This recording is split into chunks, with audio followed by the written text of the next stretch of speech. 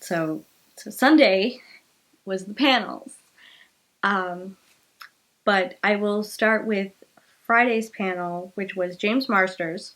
And that one was just so great. I don't normally get to see his because, again, he's on Friday. He also does a show on Friday nights, but I didn't go to that one either. That one's a ticketed event, but I just wanted to see his Q&A. So I went in just to see his Q&A, pick up my badge, and I left afterwards. So I have a couple clips. Talked about you're a double threat. And actually my question has to do with that. When you guys were doing the Buffy musical, as a musician who was part of the cast, how much input did Joss give you for like your song? Joss gave me exactly the same input that he usually gives me, which is like nothing. I'm a writer. Like I was the only person who could tell what the next episode or where the story was going in the future. And I'd go to Joss and be like, I think this is where we're going. Is that right? And be like, how do you do that? No one else can do that. How do you do that, James? I'm like, well, it's easy. You just take what a perfectly good writer would do the opposite, and then make it amazing. And it's like, that's easy. I found it out. But like I've written one before I came to Los Angeles and after, and I'm okay at it. And I would go to Joss and give him my ideas about things that might be fun. And he'd be like, that's really interesting, James. That's really good, actually. And then there's me. So in Buffy, if we got one comma wrong, if we said and, or, but it was however, we'd go back and get that word right. And that's how it should be. That if you ask an actor what they think should happen for their character, they'll give you some version of make me look cool. And that's only so interesting. It's not. And so think, shows that are in the hands of the writers and the producers, those are the ones that the audience is really like. And shows where the actors get too much power, those are the ones that don't want to. Yeah, so nothing. Thank you. You're welcome. With that said, when you're living... Is there anything you've done with a certain intention that over the years of like people viewing it has been interpreted in a different way that's made you feel like an aha moment where you learned something through your own acting?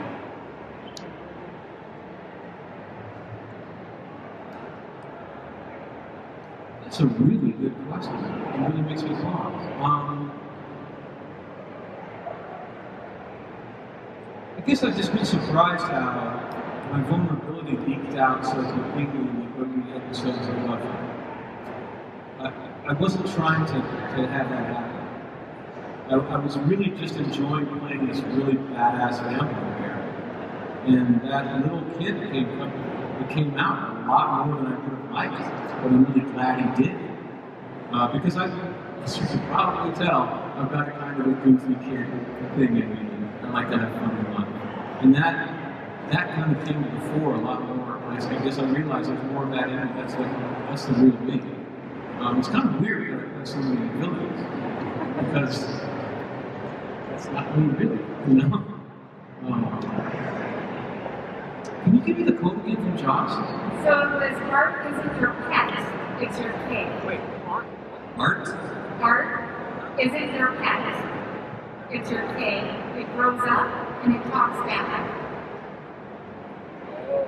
Art So if you do something with one intention, you know your art, and it's interpreted in a way other than you intended it, has it had like a teaching moment for you, where you're like, oh, I never thought of it that way? Or...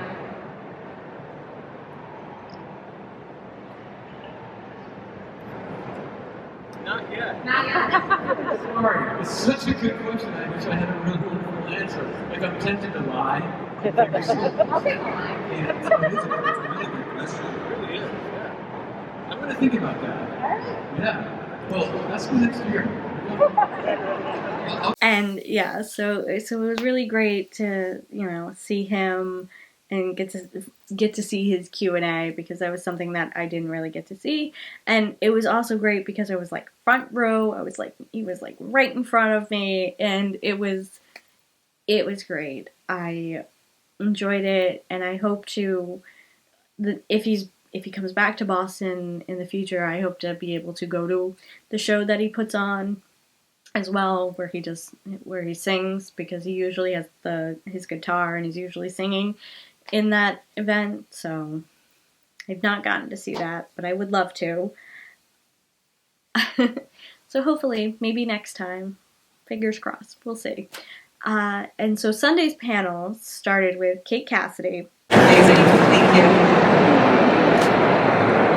Hi there, Kate. My question for you is, do you have a favorite villain or villains that appeared in Arrow?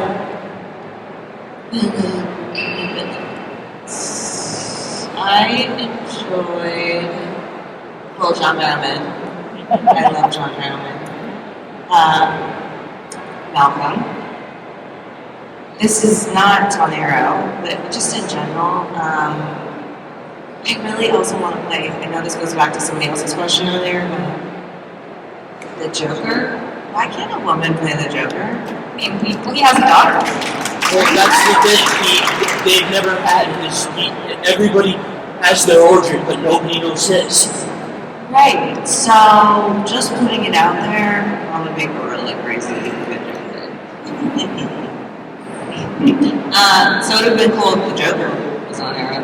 Oh, I'd watch that. Yeah. Yeah, so she talked about, her favorite Arrow episodes, her one of her favorite people to work with on set, which was Annie, who was from the first season, who has also been on Chicago Fire recently.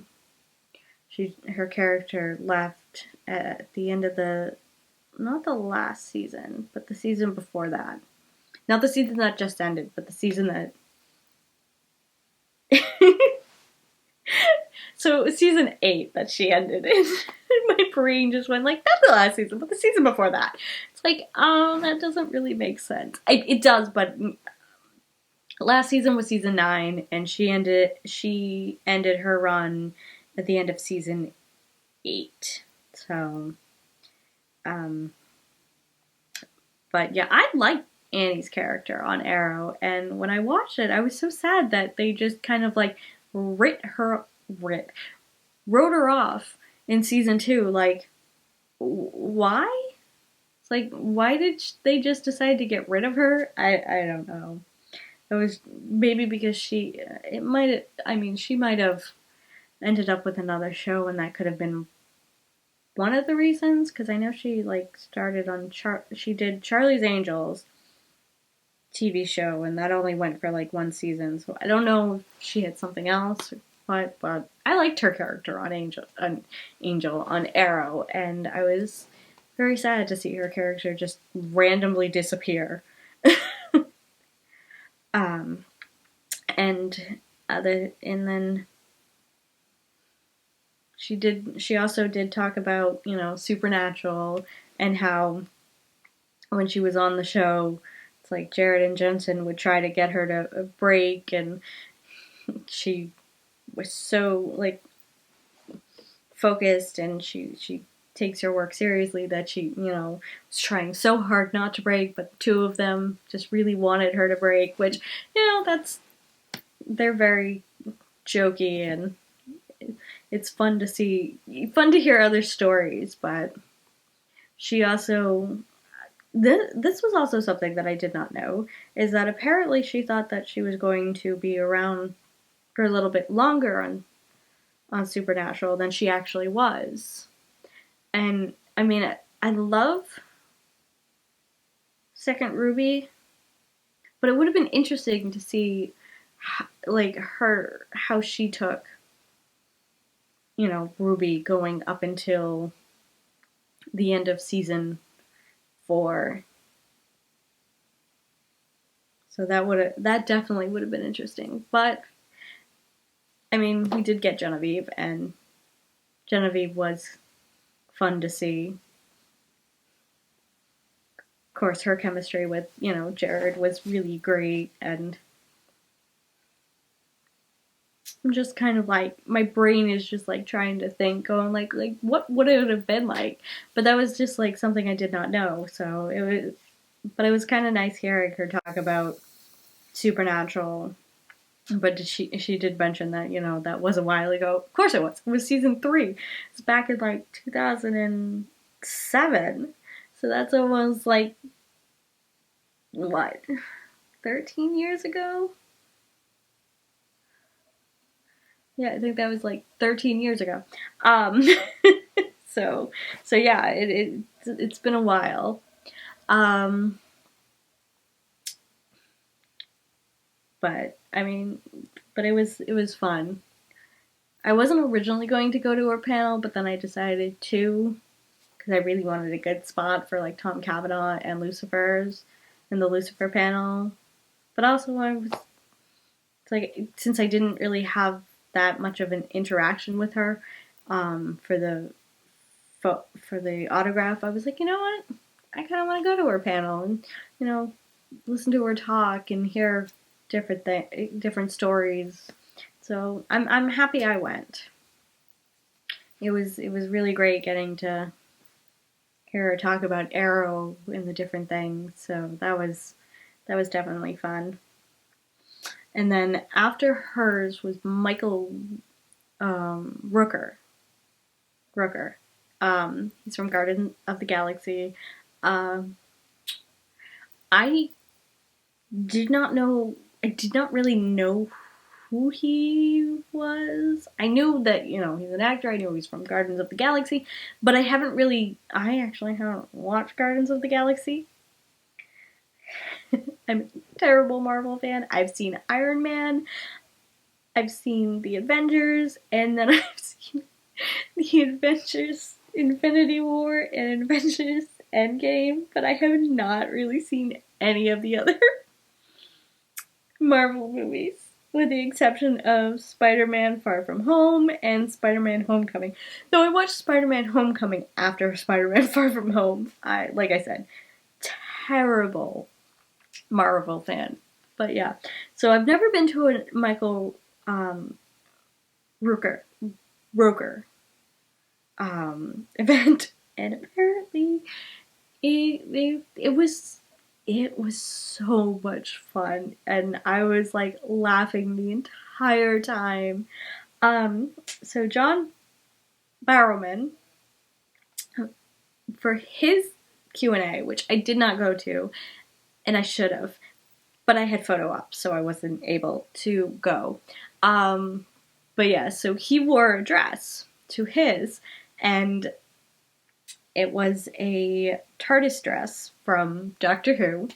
It was fantastic, amazing. He rocked it. So Michael Rooker had to, follow up with that, so he ended up wearing a tutu. And he looked fantastic as well with that, so that was fun to see. These like the things you see at fan conventions. Sometimes you're just like, you don't believe it, and sometimes you're like, yeah, that makes sense. So then from there, he was like showing all these different stunts and stuff, and I wish I had filmed it, but it's just like I didn't think about it until after the fact, so I didn't get any of that. But it was fantastic. It was so funny. He was beating up this poor,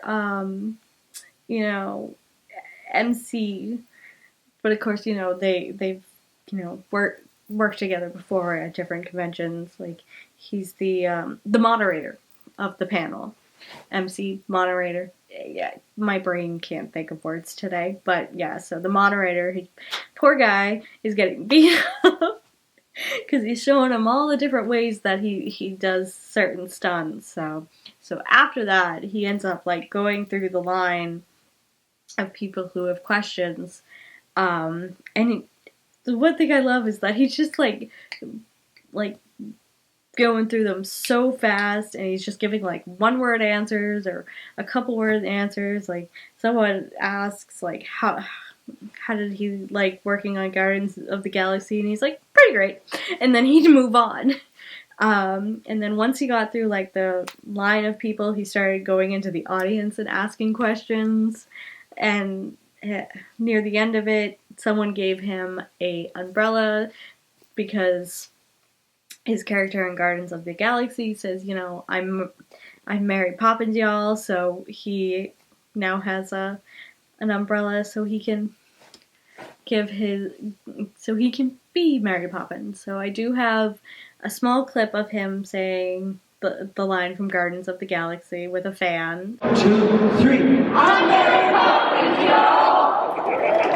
But that's about the most I got from his, because he was just like all over the place and it was crazy.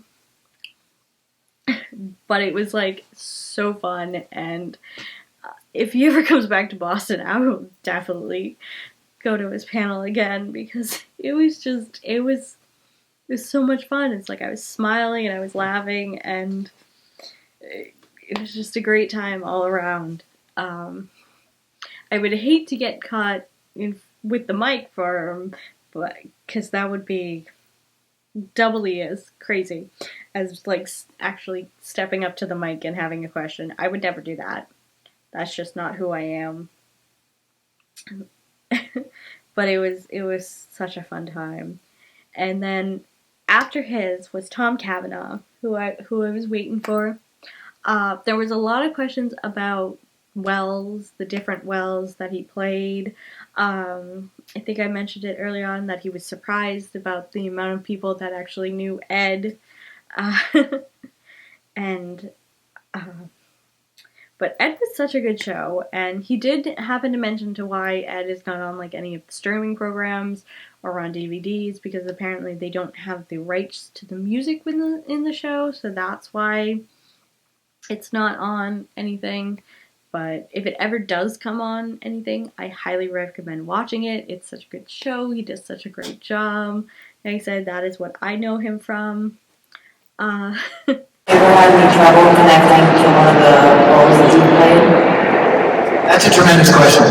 Have I ever had any trouble connecting to the roles? I don't know how many actors are out here. Is there actors out here? There's gotta be. Right. So, you kind of build a character from the things that you are and the things that you know. And for me, I have all those things right here in the center. And as soon as I can tap in and feel like I have that character right in the center, then I'm good, and I can tap into it at any time. Marlon Brando said this thing, which I kind of believe. It's like, character is basically the cage, and you have to build that cage. But once you've built that cage, you can rattle that sucker like anybody's business. Right? If you ever watch Al Pacino, yeah? So you watch Al Pacino in his prime, well, I'm sure he's still in his prime. That's an awfully rude thing for someone my age to say. Al Pacino's tremendous, but if you watch Al Pacino, he's built these cages, and then he goes huge. He's like, what do we got? I'm gonna take a flamethrower to this place. He's like huge, but it doesn't seem like he's overacting because he's all the character inside the cage. And that's what I try to do. Try to build something good and consistent, and then shake that cage like crazy. Thank you. Welcome. That's a great question. It's a really good question. He's one of the favorite guest stars.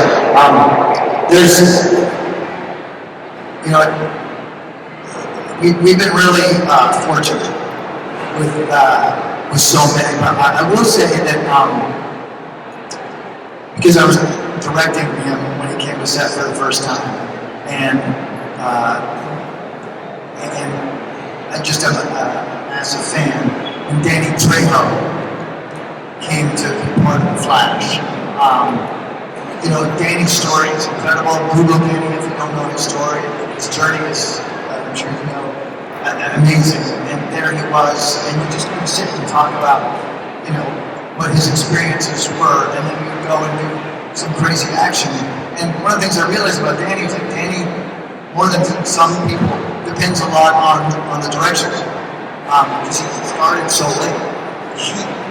Michael Mann's Heat, one of his first things, and so Trejo would be like, what am I doing, boss?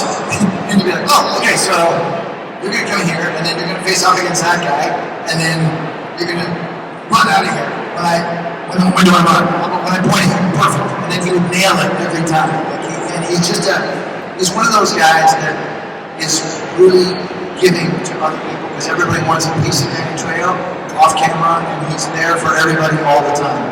When Mark Hamill, Luke Skywalker comes, everybody wants a piece of Luke Skywalker, and that can go one of two ways. The person can be exhausted by the fact that he's actually Mark Hamill, and he now has to, like, on set, talk to everybody about what it's like, or he can understand, he can perceive some gratitude, which is what Mark does, and he's gracious and kind and generous and giving, and so working with people like that who've accomplished so very much and carry themselves with humility and grace and giving people is the kind of thing that certainly I aspire to, and I think sets an incredible Luke Skywalker, he's the kindest and best leader on your set, and it sets an incredibly high bar.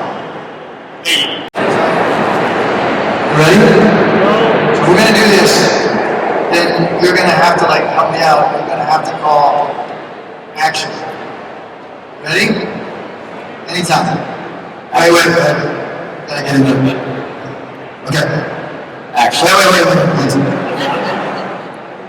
Now you're getting an inkling of what it's like to work with kids. Now you're getting just a little snapshot of how annoying it can be when I've got the car. All right, I'm not going to cut you off this time. Who thinks I'm going to cut him off? I'm not. I said I'm not. I'm not going to. Out of respect to his director. All right? But when you call it like you mean it. Action. Run. Mary. Run. Nice. Yeah, so it was just definitely fun listening to, especially talk about, the wells and, things that he did. He he made a comment about how he would love to be in, like, the Flash movie as Ian Barthon. I mean, he spent 7 years. It's his audition tape for 7 years of on the Flash.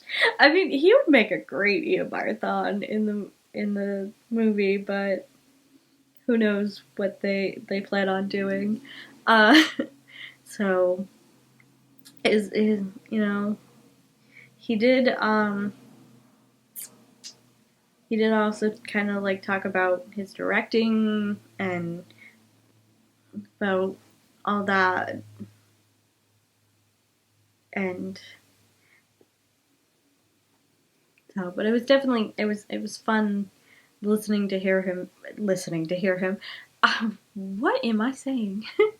But yeah, it was definitely fun listening to him talk about mainly the wells. And someone actually asked him if he could have a spin-off of all the wells, would he want that? And he's like, I don't think there's actually an audience for that. And, like, everyone's like, yeah, we'd watch that. And he's like, I think people would be, like, so annoyed because it's just him on a TV show.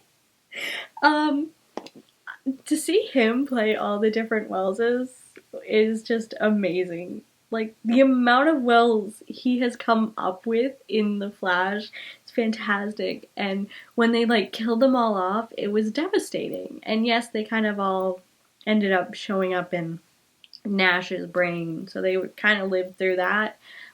But it was just, like, he had come up with so many different types of Wells, and then he had the Council of Wells, and it was so great. And he did mention how it's, like, all the different things that he did when it came to the Council of Wells, he did them with purpose, and he made sure, everything matched up, and there was nothing done on accident, and it's just, like, the man is just, like, talented to be able to, like, come up with all this and do it and know, remember that he did this move, so that way he has to do this move when he does the next character. So it's like, just hearing him talk about that was amazing. I really enjoyed that. And I was very sad when the panel was over. But after that, we ended up with the final panel of the weekend, which was Kevin and Amy from Lucifer. Unfortunately, I felt like that one went like so much faster, and I felt like it wasn't as long because it ended up starting longer, and then starting later, and then they had to like cut it short because there were people still in their autograph line that needed to get their autographs before people left. So it kind of felt a little rushed, but at the same time, it just might have been one of those things where, we were enjoying ourselves so much that it just, flew by. But I have a couple clips from that. Thanks so much for being here today. It's great to see you guys. So Lucifer is not a show that's shy to do a themed episode or a genre episode, and I think it's so cool. The noir episode, the musical, of course, and now this upcoming season, a cartoon episode. So I was wondering if you guys, it's already filmed, but if you guys had your choice, what kind of a themed episode would you guys love to do? I mean, I'm gonna go first. You're the director. Well, my last name starts with A, and I always go first. My first name is No, I think a horror themed one. Really.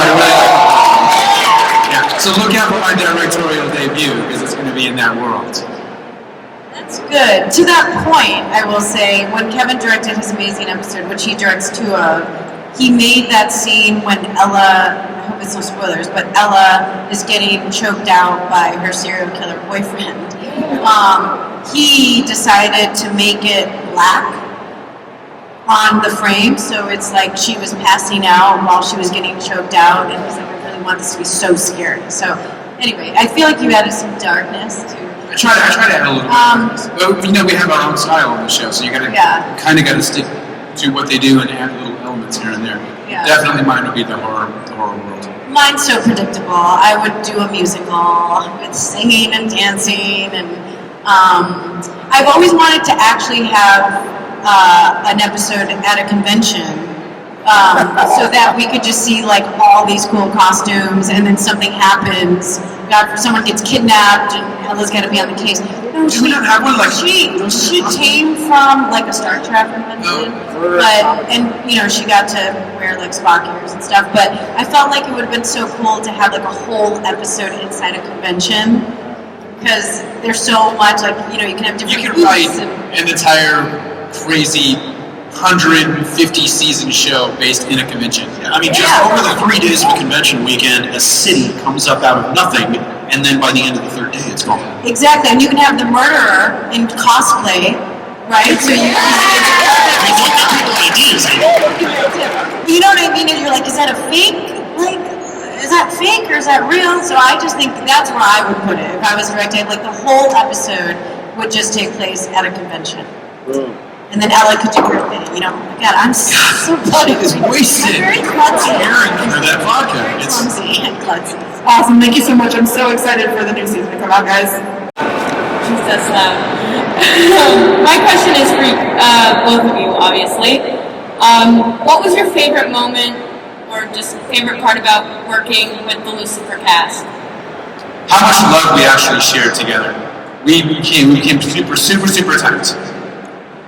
Yeah, I mean, just knowing that you were safe, whether you were going to get canceled or not, whether you knew your line or not, whether you were going to be shooting in the US of A or Canada.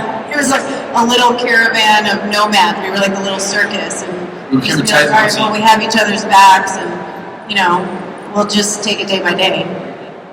Thank you. Doctor? Thank you. So if you could take the characters that you've portrayed on television and convert them into a comic book, and I know it is source material from a comic book, but what would... Someone had asked Kevin a question about,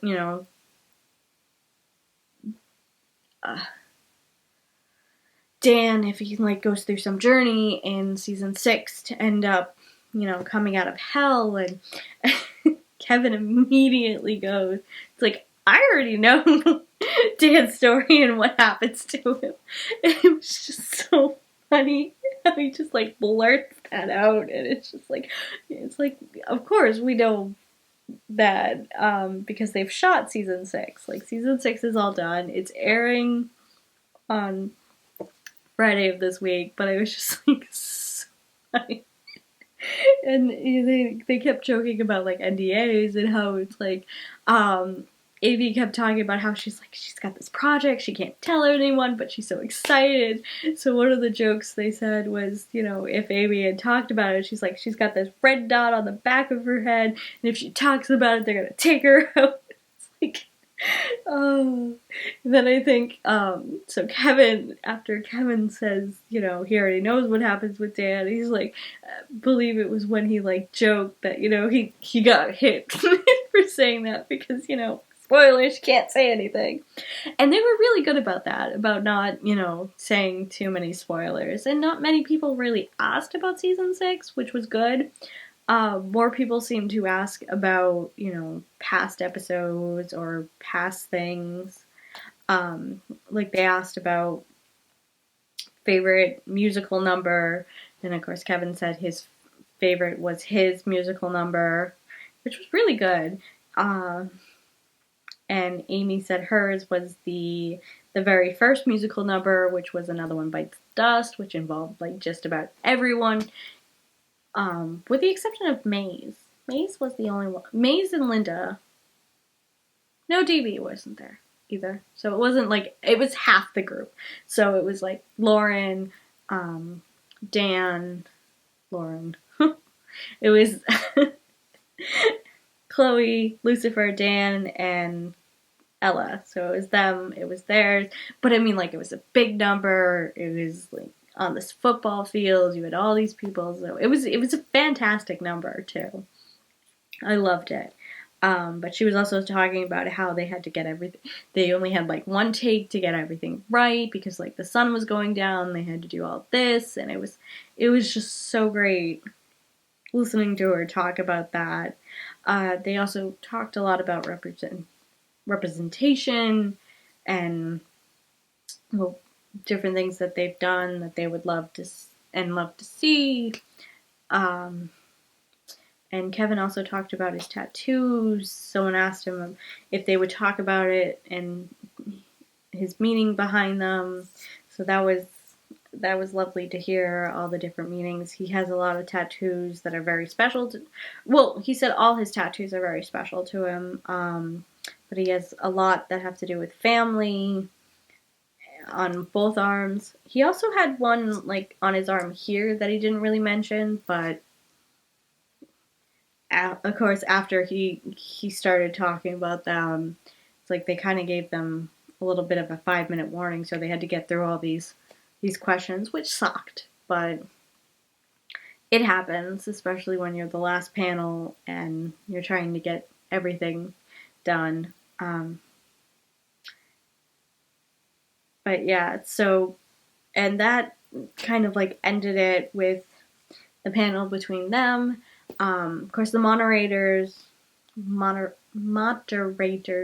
also, thanked everyone for wearing masks so that way, everything could be safe and they could be up there, talking to celebrities, with their masks off and all that. So it was all around a fun time, and I would do it again in a heartbeat. I know I'm not the biggest fan of the mask. I don't like wearing it for long periods of time, but I will wear it. If you ask me to wear it, if it's required, if I need to wear it, I will wear it. I just, internally, I'm just like, I don't like wearing it because it's so hard to breathe. And it's just like, I don't like, my breath on me, and also to the fact that, when I have my sunglasses on, I can't see after the fact. But those are just personal issues. And like I said, if I need to wear it, I will wear it. I had no problem wearing it throughout the whole weekend, and it actually wasn't as bad as I thought it would be, because I thought it would be like terrible having to wear a mask. But at the same time, it's like I ended up getting some of like the black masks that kind of are like the blue hospital ones type, but they're black, and like I see a lot of people wearing them, but I never could get my hands on them till recently, so I bought a whole bunch of them to wear, and those were a little bit easier to wear, especially this weekend. A little bit more breathe friendly, and they don't make me feel like I'm suffocating on my own breath. So that's a little much, isn't it? Yeah. So, but yeah. But all in all, it was still a great weekend, and I'm so happy that they were able to do it, and they didn't have to cancel it, and I'm so happy that, so many actors were still able to come out and still have a good time. And, like, one of the people is Brendan Fraser, and for his autograph line, there was, like, 6 groups of people that they put together, and it was absolutely crazy. The amount of people who wanted photo ops with Brendan Fraser. I did not anticipate that at all this weekend. That shocked me. But again, he was only there for the one day, so it kind of makes sense in the long run. But it was shocking. And they already have dates for 2022. Hopefully things will be better in 2022. Hopefully. And definitely getting to meet like Kevin and Amy has maybe wanted to go to the Lucifer convention in 2022. And I'm hoping maybe I can make that happen. We'll see. But we'll see what happens. If I do get to go to that convention, I will definitely be vlogging and talking about it. So, definitely see. I know I didn't really vlog much for this convention, because this convention, it still makes me nervous to kind of vlog in the actual convention center, but I'm hoping as time goes on, I'll be able to, get more comfortable with it and share more with you guys. So, but I still wanted to share the experience, share the photo ops, share my stories, share the panel videos that I got with you all. So yeah, so that was my weekend. It was so exciting, and I had an amazing time, and I look forward to doing it again. So if you enjoyed this video, please be sure to give it a like. If you are enjoying my content, please be sure to subscribe. If you have anything you want to say about the vlog here, or or have any questions about anything that happened over the weekend, please comment down below, and be sure to follow me on Instagram and Twitter. And until next time, bye guys.